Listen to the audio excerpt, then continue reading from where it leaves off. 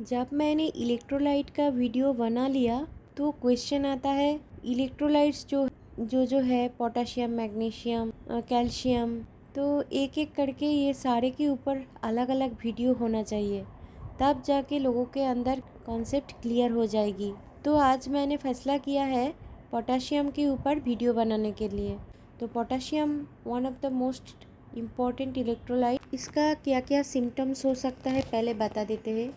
आपका heart beat बढ़ सकता है, आपका प्रेशर हाई हो सकता है, शुगर का प्रॉब्लम हो सकता है, आपका मसल स्टिफनेस आ सकता है, आपका ब्लैडर इश्यूज आ सकता है, आप यूरिन होल्ड नहीं कर पा सकते हो, बार बार थर्स्टी फीलिंग हो सकता है, नौसिया आ सकता है, वोमिटिंग, ये सारे पोटेशियम डिफिशियंसी का सिम्टम्स है। हेवी स्वेटिंग, ये भी पोटेशियम डिफिशियंसी का सिम्टम्स है। तो लोग सोचता है स्वेटिंग करने से सोडियम लॉस हो जाता है। नहीं भाई, सोडियम के साथ साथ पोटेशियम भी लॉस हो जाता है। ऐसे रिसर्च में देखा गया है पोटेशियम का रिक्वायरमेंट है 4700 मिलीग्राम, मगर स्वेटिंग में इसका लॉस हो जाता है लगभग 500 मिलीग्राम, हेवी स्वेटिंग हुआ तो हम लोग तो सिर्फ नॉर्मल स्टेबल सॉल्ट पानी में मिला के ले लेते हैं, पोटेशियम तो नहीं लेते हैं स्वेटिंग हो जाने के बाद। फिर क्या है, पोटेशियम का और एक काम रहता है, ये शुगर मॉलिक्यूल को, ग्लूकोज को स्टोर करने में काम आता है।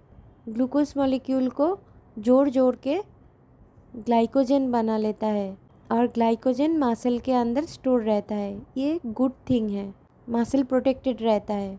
तो आपका शरीर में इनफ पोटेशियम नहीं रहा तो ये सारे ग्लाइकोजन बन नहीं पाते हैं, फिर किडनी के ऊपर प्रेशर बढ़ा देते हैं। डायबिटिक लोगों के अंदर पोटेशियम डिफिशियंसी रहता है, इसलिए इन लोगों का किडनी अफेक्टेड हो जाता है, क्योंकि वो शुगर, एक्सेस शुगर स्टोर नहीं हो पाता है पोटेशियम डिफिशियंसी के वजह से, और किडनी शुगर को फिल्टर नहीं कर पाते हैं।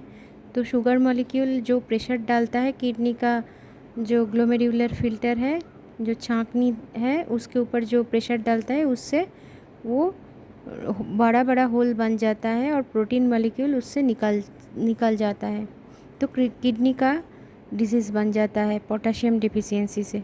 इसके ऊपर एक मिथ चालू है, पोटेशियम सप्लीमेंट लेने से किडनी ख़राब हो जाता है, कि जो लोगों का किडनी ख़राब है तो पोटेशियम सप्लीमेंट नहीं लेनी चाहिए। ऐसे नहीं है भाई, एक्चुअल रिसर्च वो है, हाई ग्लूकोज मॉलिक्यूल के वजह से ब्लड का ऑस्मोमोलालिटी चेंज हो जाता है, तो इसके वजह से जो पोटेशियम सेल के अंदर रहना चाहिए था वो बहुत सारे ब्लड में आ जाता है। तो ब्लड में इसका डिफिशियंसी दिखाता नहीं है और फिर सप्लीमेंटेशन कभी होता नहीं है। ये सब डायबिटिक पेशेंट, हाइपरटेंशन का पेशेंट का कभी पोटेशियम सप्लीमेंट दिया नहीं जाता है।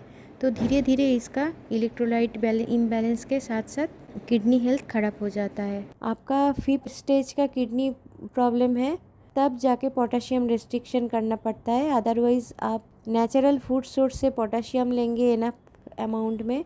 अदरवाइज़ आपका कोई मेटाबॉलिक सिंड्रोम है, आप ओवरवेट हो, आपका शुगर है, हार्ट पैल्पिटेशन है, तो आपको पोटेशियम लेना ही चाहिए, और इससे आपका कोई नुकसान नहीं होता है, ये बेनिफिशियल है। आपका जो सिम्टम्स रहता है सारे थोड़ा थोड़ा करके टाइम के साथ साथ वो इरेडिकेट हो जाता है। तो पोटेशियम आपको कितना लेनी चाहिए, आपका रिक्वायरमेंट, डेली रिक्वायरमेंट है 4700 मिलीग्राम। और जब आपका कोई मेटाबॉलिक सिंड्रोम, अदरवाइज़ आपने ज़्यादा शुगर खा लिया तो ये रिक्वायरमेंट, ज़्यादा स्वेटिंग हो गया तो ये रिक्वायरमेंट बढ़ जाता है अप टू 6000 मिलीग्राम तक। तो इसके लिए, ये इसको रिप्लेनिश करने के लिए आपको बहुत सारे, शायद 11 कप्स तक ग्रीन वेजिटेबल्स लेना पड़ता है। ये तो आप ले नहीं पाते, ये खाएंगे तो आपका पेट दुख जाएगी। तो आप सोच सकते हैं आप पोटेशियम डिफिशिएंट होते जा रहा है, इसलिए कभी कभी पोटेशियम सप्लीमेंट लेना ज़रूरी भी है। जैसे कि मैंने जब बाहर कोई रेस्टोरेंट में खा के आई, कुछ शुगरी आइटम खाना पड़ा, कुछ स्टार्ची कुछ टेस्ट कर लिया, तो घर में आके मैंने पोटेशियम सप्लीमेंट ले लेते हैं, तब वो थर्स्टी फीलिंग इतना नहीं रहता है।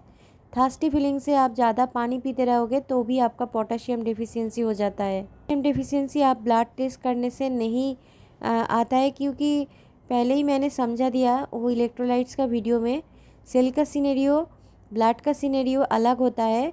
ब्लड टेस्ट करने से इलेक्ट्रोलाइट का डेफिशिएंसी आपको पता नहीं चलता है, इसलिए आपको सिम्टम्स के ऊपर डिपेंड करना पड़ता है। सिम्टम्स आपका क्या क्या हो रहा है उसी का हिसाब से आपको पोटाशियम, आपको इलेक्ट्रोलाइट सप्लीमेंट लेनी चाहिए। तो आप ऐसे पोटाशियम सप्लीमेंट लेने के लिए पोटाशियम साइट्रेट मोस्ट इफ़ेक्टिव है। पोटाशियम साइट्रेट आप कैप्सूल लेंगे तो बेहतर रहता है। तो इसके लिए आपको ग्रीन वेजिटेबल्स जो है वो भी आप नेचुरली लेते रहो, और कभी कभी आप पोटाशियम सप्लीमेंट भी ले लो, तो आप पोटाशियम डेफिशिएंसी का जो सिम्टम्स है उससे दूर रह सकते हैं।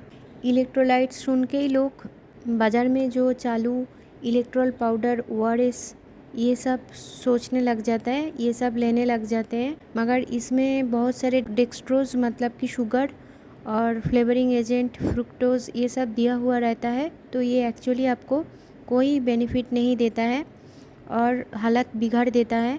ग्लूकॉन डी, टैन, ये सब, रसना, ये सब जो है वो कॉन्सेंट्रेटेड फ्रुक्टोज है, ग्लूकोज है, तो इससे आपका तबीयत बहुत ख़राब हो जाता है। तो ये सब से आप दूर ही रहिए। नेचुरली आप कोकोनट वाटर, नींबू पानी, टेबल सॉल्ट बहुत ज़्यादा मात्रा में ले लीजिए। 1 स्पून तो लेनी ही चाहिए हर रोज़। मेरा सॉल्ट वाला वीडियो देख लेना। और कभी कभी पोटाशियम साइट्रेट और मैग्नीशियम का सप्लीमेंट आपको लेना चाहिए सिम्टम्स का हिसाब से। मेरा कंटेंट से आपका हेल्प हो रहा है तो प्लीज़ सब्सक्राइब कीजिए, लाइक्स दीजिए और शेयर भी कीजिए। Thank you.